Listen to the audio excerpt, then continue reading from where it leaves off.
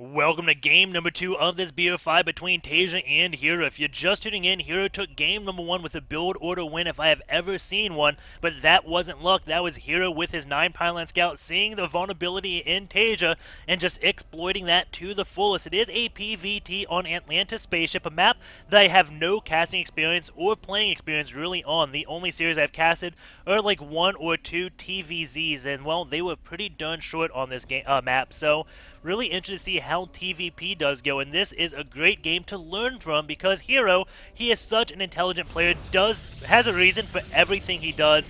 Gonna go again with that 9 pylon scout, and something a little bit unique is Hero probably plays a little bit better. He has an easier time in tournaments because in tournaments there's less spawn positions than on ladder because there are no real close spawns or those imbalanced spawns. So Hero always will get a earlier scout, and his build or how he's going to approach the game all depends on what he sees. So something to think, and when you go to tournament games and watch here that, well, he's probably really comfortable on these maps because he's at a handicap when he plays on ladder. We do see TaeJa going to be going for that barracks inside his base this time, not going to be trying to hide that because it did kind of open up a hole that Hero did see and then just exploited it. So we do have the gas going down at 13, so it is going to be a Rax and a gas, and Hero, he may go for a 1 gate expand if he ends up counting all the SCVs that TaeJa does have, because if he counts them, he'll know, okay, well, there's no SCVs outside of the base, and that means that he can't get any proxy barracks, because the only thing that can kill a 1 gate expand that TaeJa can do right now, to my knowledge, is a proxied barracks. And you can do that, get a tech lab on it, and then, well, you do Marauders and Marines, send them across, and that can beat a 1 gate expand. And if you think counting SCVs is hard, we'll go back. This is 11 right here. That is 3 on this gas. And he is going to be building 1 more. This will make 16. TaeJa is going to scout after that 1 barracks. But if I counted it that quickly, I'm sure that Hero could count it almost as quickly, or even quicker. I give myself too much credit. Of course, you could count it a lot quicker than me. So getting a count on all those SCVs, saying, okay, there's nothing hiding. There's no way you can have more SCVs than mathematically possible. So he knows nothing is proxy. But he is not going to be going for that 1 gate expo. Instead, he is getting a 2nd gas right now, along with still getting a cybernetic score. And he is saving that warp gate research, not using it on probes, not using it on his gateway, as he's not building anything out of his gateway. It looks like he just wants to get this warp gates up really fast. And TaeJa is going to come in here. He doesn't see the kernel going on the Nexus, doesn't see it on the gateway, and now will it happen on that cybernetic score right away? And no, cybernetic score does come out, going to be getting a Stalker first. So skipping the Zealot yet again like he did in game number 1. TaeJa going to be floating this 1 barracks back, but of course Hero has no idea about that. And there most likely will be a bunker placed, I assume, right here. That may be why he did that. He is getting another Marine out. Starport is going down Reactor. Oh, no, Tech Lab, actually, on that factory. So it is going to be Banshee play. For some reason, I just assumed it was going to be a Reactor. Of course, he could swap it with the Barracks and then use that for Stim.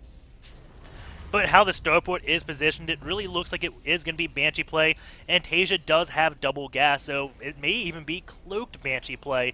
That 1 SV is going to be coming back on home. We don't know what TaeJa saw in Chrono Boost land, but he does know, okay, it is a 1 gate cyber, and I don't think he saw those other gateways. No, he didn't, so he may think it's a 1 gate expand, doesn't exactly know, but seeing those double gases actually means, no, I'm not going to be doing a 1 gate expo. So what Hero could be doing right now is getting a Robo Facility soon, or a Stargate. And, TaeJa, I got to question the Banshees. Hopefully he is going for Cloak. So if it is a quick Robo Facility, then Hero will be able to defend this no problem. He's doing like the picture-perfect build against this. I guess maybe getting a read on TaeJa somehow. Seeing the factory placed back here, those gases. Maybe the factory placed back here is kind of an indication because you want to put your Starport as close to your opponent as possible to minimize flight time. So maybe he picked up on that small tidbit. But also the factory, if it wanted to lift up and go towards Hero's base, then he wants to place it there as well. So we'll see what he ends up getting. We don't actually have the Robo. He is not getting that Robo at all right now. So this Cloaked Banshee may even be able to do a lot of damage.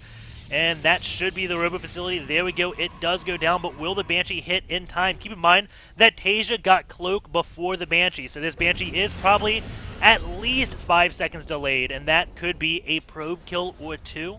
The one Stalker just sitting out here, sees the bunker, so he knows that TaeJa playing a little bit risky, doesn't have a command center probably up beyond this. Well, he does probably now. But when he first saw that bunker, he probably knows, okay, it can't be any type of super aggression or super macro, maybe. Maybe it's a tech build. I don't even know what I'm saying right now, but I hope you get my thought pattern where I'm going with. Seeing that bunker says, okay, well, it's placed up here, it's not down here, so it's not an expo. Don't have a lot of units, it's got to be tech. Banshee is going to come in, cloak, and this observer is going to be coming out. It just starts now, and we'll have about 15 seconds until it gets out, thanks to that chrono boost. And the Banshee is doing some damage right now. Did get 3 kills, 4 kills, probably going to get up to around 6 kills before that observer does get out. And Hero just has a lot of sentries, and sentries are not the best at killing Banshees. And I was way off. He is up to 8 kills right now, and the Banshee is going to be leaving as the observer does come. Meanwhile, TaeJa still building those Banshees, does have 2 of them out, as this one now just be hitting the main base, and now Hero's got to split up his units, but Sentries, again, not the fastest, not the best unit against Banshees. A Guardian Shield does pop up.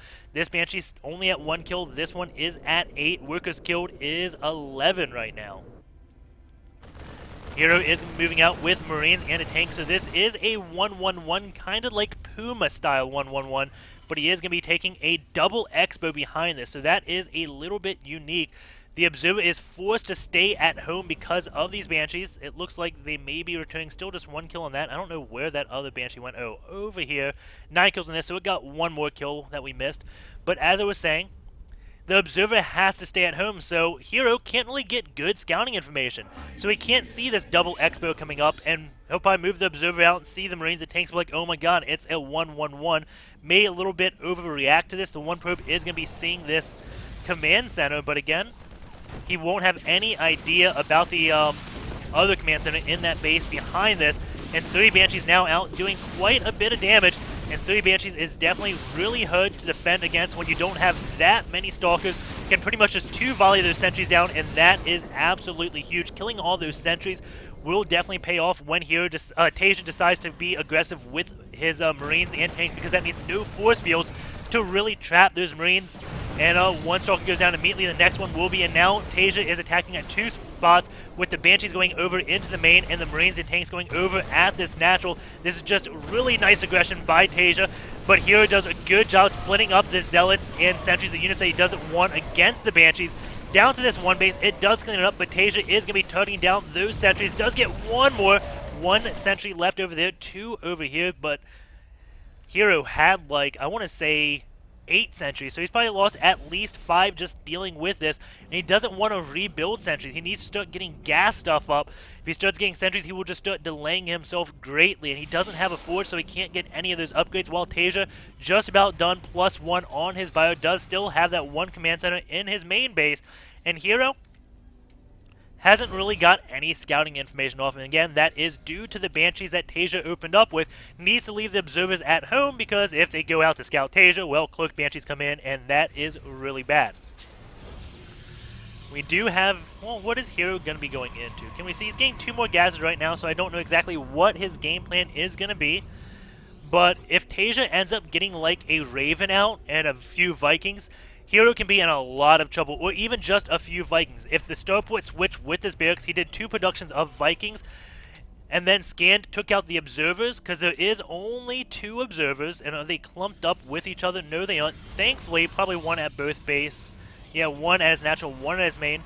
But if he ends up taking out those Observers with his Vikings, then, well, Hero is just screwed. So maybe that is why Hero is going for a Stargate right now, so he can actually deal with this anti-air without the need of Observers. Of course, Phoenix can't kill Banshees while they're cloaked, but at least they can follow them around, and Banshees have no safe zone, unless they are above Marines. So they're okay at zoning out. We do have 5 Banshees now coming in with that Cloaking Observer does hit. Guardian Shield does go down. Banshees don't have any upgrades. Stalkers, though, don't have any upgrades besides the Guardian Shield that is on them. And the Banshees, again, just turning down all the sentries. Now there's a lot of Stalkers. These Banshees going to have to retreat. You can see him decloaking them little individually. That was pretty darn cute. That 1 command center is going to be floating to take his 3rd base right now. And TaeJa just going with mainly bio. It looks like he only has 1 factory. And is that even constantly producing tanks? I don't even know where that factory went. It's probably right in front of my face like it always is.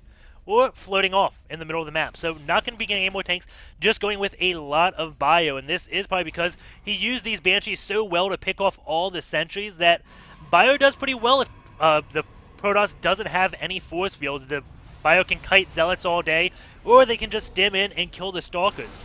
So this is going to be really hard to hold off. Hero may have just got a little bit of scout exactly what TaeJa's doing with that one probe.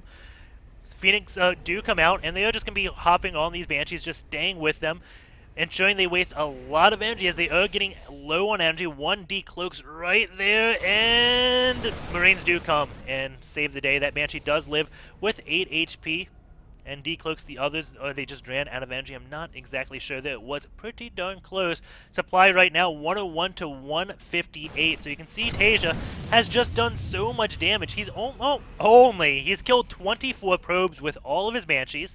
So 65 workers versus 44 probes, which is really bad considering TaeJa does have mules. So TaeJa just in a huge spot with his aggression on these Banshees, and Hero couldn't really react just because the Banshees caught him a little bit off guard. Like, a little bit, by, 30 seconds off guard, 15 in-game seconds off guard, because that's what the Banshee did damage in, and that's what made sure the Observer couldn't leave to get a scout on TaeJa, so Hero couldn't prepare exactly what TaeJa was doing, and this is gonna be brutal. 107 Army Supply, 268, and this is just Gateway. He's got the one Immortal there, but what's one Immortal going to be doing? He needs to get the Storm done, but I don't think TaeJa's gonna be giving him the time, as he's already over halfway across the map. Gonna be taking out that one dude supply depot. Curse you, Terran! But TaeJa, again, just going to be coming in, and now that one pylon is going to be seeing this and going to get a Nexus. That will be canceled immediately, but at least it does serve as scouting to see, okay, you are coming for me. The Banshee is going to be going off in the back, and they can actually snipe this Temple of Archives where it's placed and ensure that Storm does not go down. He is going to be picking off that one cannon. Look how fast it goes down, and the tank's position down here gets some free shots on units. Going to be going for this Forge now, but that +1 armor is going to be finishing. May want to go for that Temple Archives, that point defense drone. Make sure those Phoenix don't do that much damage. Here we go. TaeJa is going to be coming on in here. And it doesn't look like he's being too aggressive, just trying to allow these tanks to get as much free shots as they can. That Archon has taken a lot of damage, and somehow that Observer's dead. Did the Bio actually get a chance to snipe that? He still got 2. I don't know what happened. I don't know where that other Observer went, so that is something we definitely have to look into. That thing just disappeared. I thought it was in safety, but maybe the Banshees learned how to shoot air, which would be absolutely imbalanced. But TaeJa's going to be coming in here with even more units. That one Archon still hasn't regained shields yet, and tanks do get lifted up, so those tanks will be falling. Zealots go underneath them. That's a cute way to put Zealots underneath. What? Okay. Underneath tanks. Instead of dropping them on, just lift the tanks up and then put the Zealots underneath. Apparently works just well. We do have a few ghosts now as well. Beautiful split by Hero right now, but look at those EMPs from TaeJa, getting absolutely every single unit. That Archon's out of shields, and this is it. GG from Hero. Oh man, was that a stomp? But the units lost. Well, it is a 19-minute game, but they don't look that convincing. That's just TaeJa's freaking macro. 3,000 or 3,400 difference doesn't make up for the, 84 supply that's missing. Holy cow. TaeJa's macro was really on top of that game, and he just screwed Hero up with that Banshee harass. But let's go back and watch that one Observer. What the heck happened to you, dude?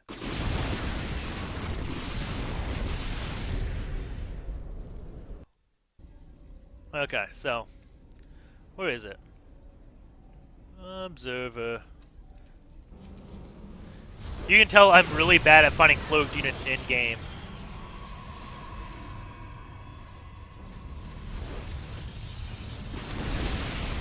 Okay.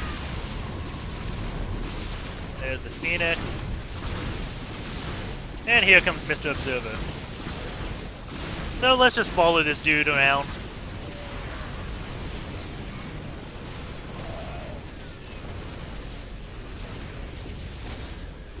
See, Banshee's still doing damage. Observer over there over top of the army.